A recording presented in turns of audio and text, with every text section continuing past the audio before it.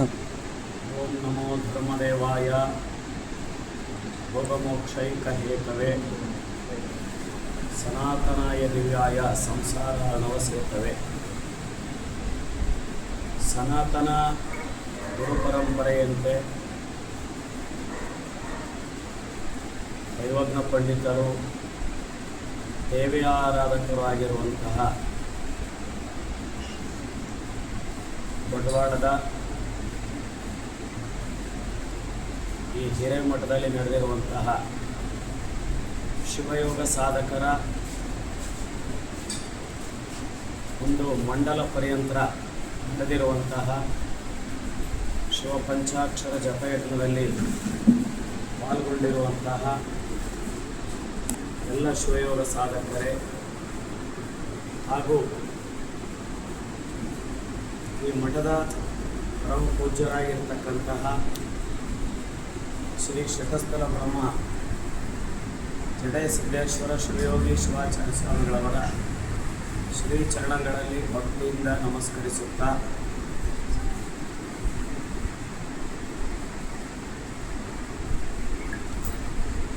ಪ್ರಾಕೃತ ವೀರಶೈವರು ಅಪ್ರಾಕೃತ ವೀರಶೈವರಲ್ಲಿ ಶಿವಸೃಷ್ಟಿಯಲ್ಲಿ ಬಂದಿರತಕ್ಕಂತಹ ವೀರ, ನಂದಿ, ಶೃಂಗಿ, ಋಷಭ, ಸ್ಕಂದ ಗೋತ್ರ ಪುರುಷರ ಔರಸ ಸಂತಾನವೇ ಈ ಮಠಾಧಿಕಾರಿಗಳು. ಪ್ರತಿಯೊಂದು ಗ್ರಾಮದಲ್ಲಿ ಮಠಾಧಿಕಾರಿ ವಂಶಸ್ಥರಲ್ಲಿ ದೇಹಧರಿಸಿ ಬಂದಿರತಕ್ಕಂತಹ ಗುರುವರ್ಗ ಪರಂಪರೆಯ ಎಲ್ಲ ಮಕ್ಕಳು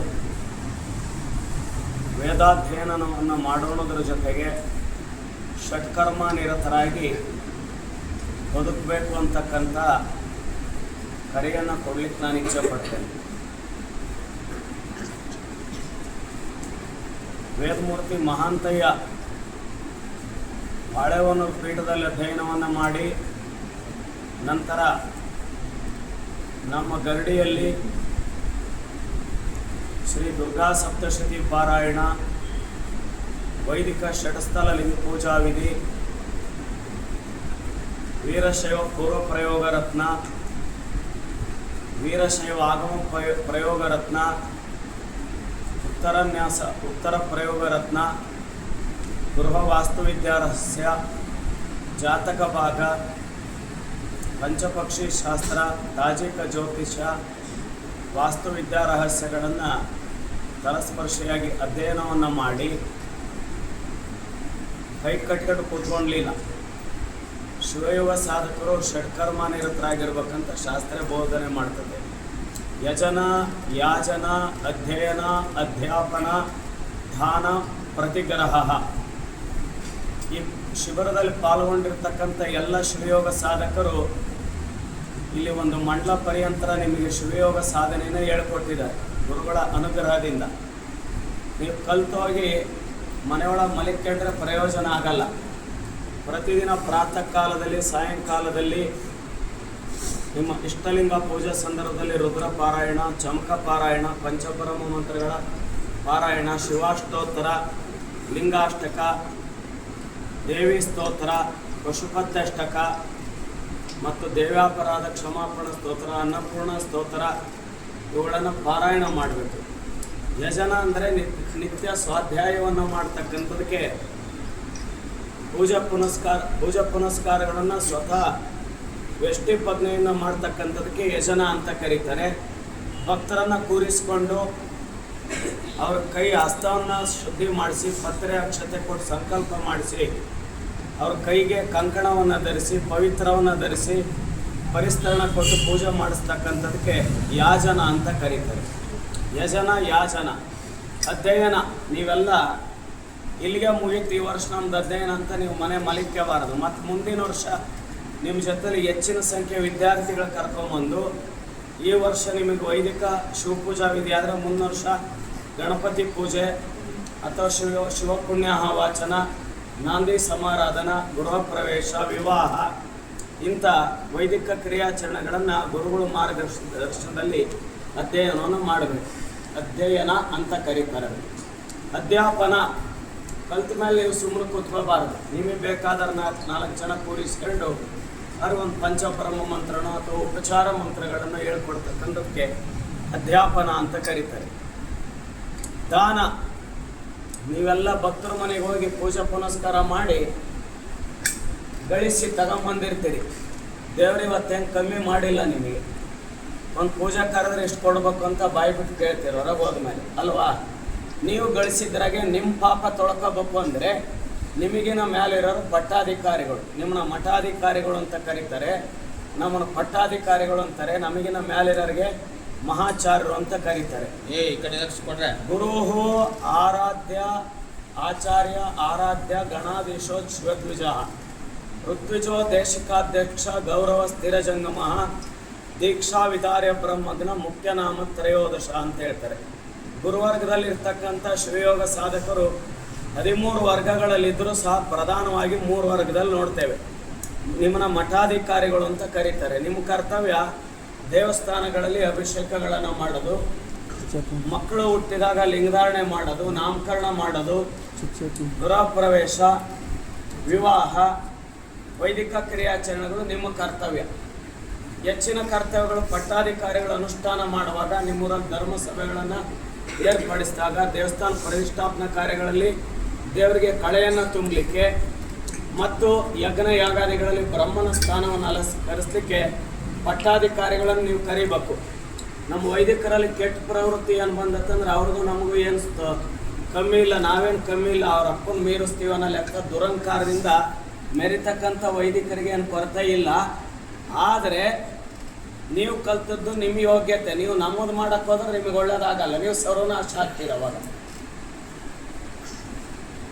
ಶಾಸ್ತ್ರಗಳೇ ಬೋಧನೆ ಮಾಡಿಬಿಟ್ಟವೆ. ನಿಮ್ಮ ಕರ್ತವ್ಯನೇ ಬೇರೆ, ಪಟ್ಟಾಧಿಕಾರಿಗಳ ಕರ್ತವ್ಯ ಬೇರೆ. ಪಟ್ಟಾಧಿಕಾರಿಗಳು ದೀಕ್ಷಾ ವಿಧಾರ್ಯ ಬ್ರಹ್ಮಗ್ನ.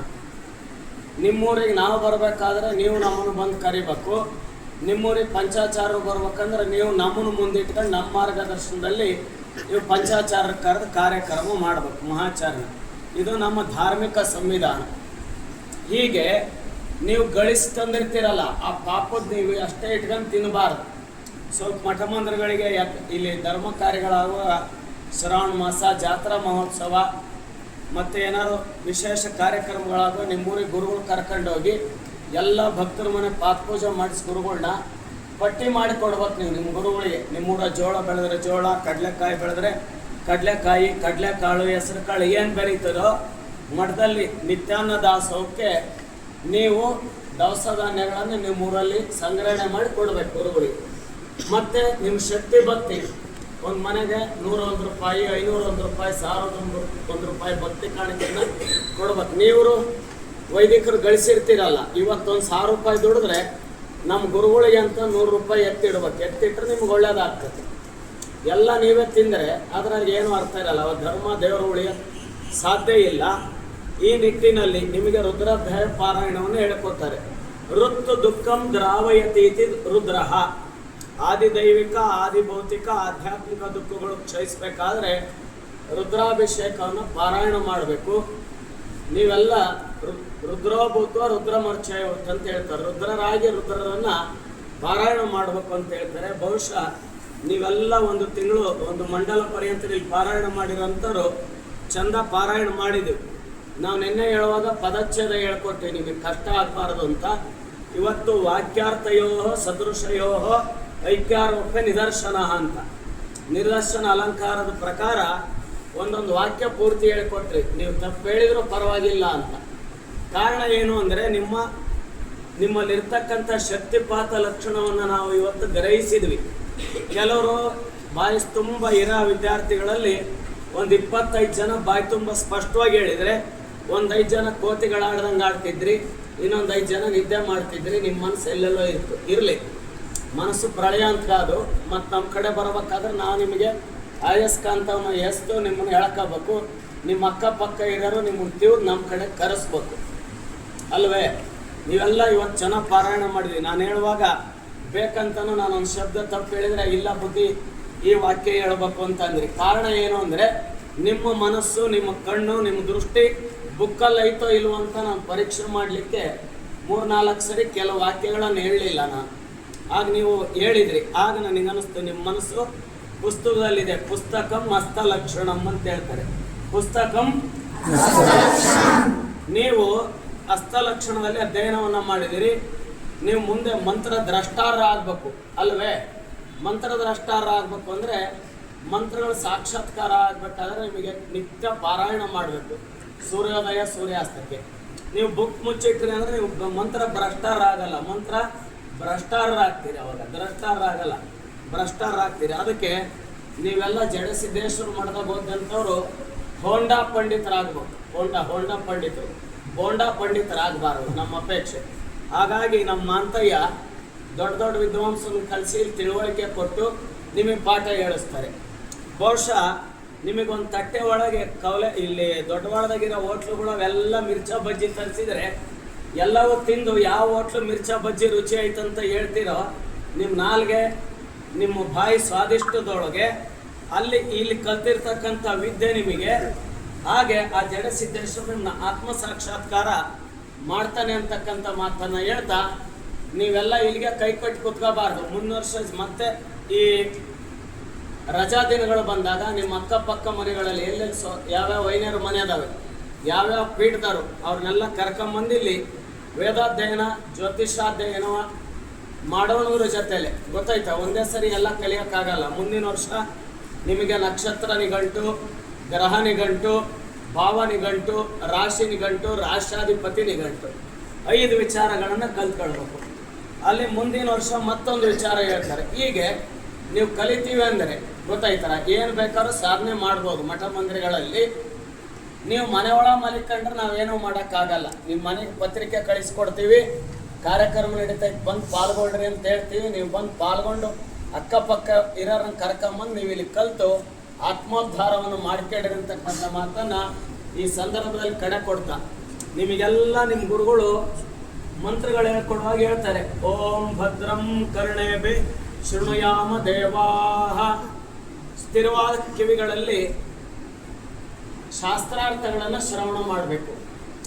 ಭದ್ರಂ ಪಶ್ಯೇಮ ಅಕ್ಷಭಿರ್ಯಜತ್ರ.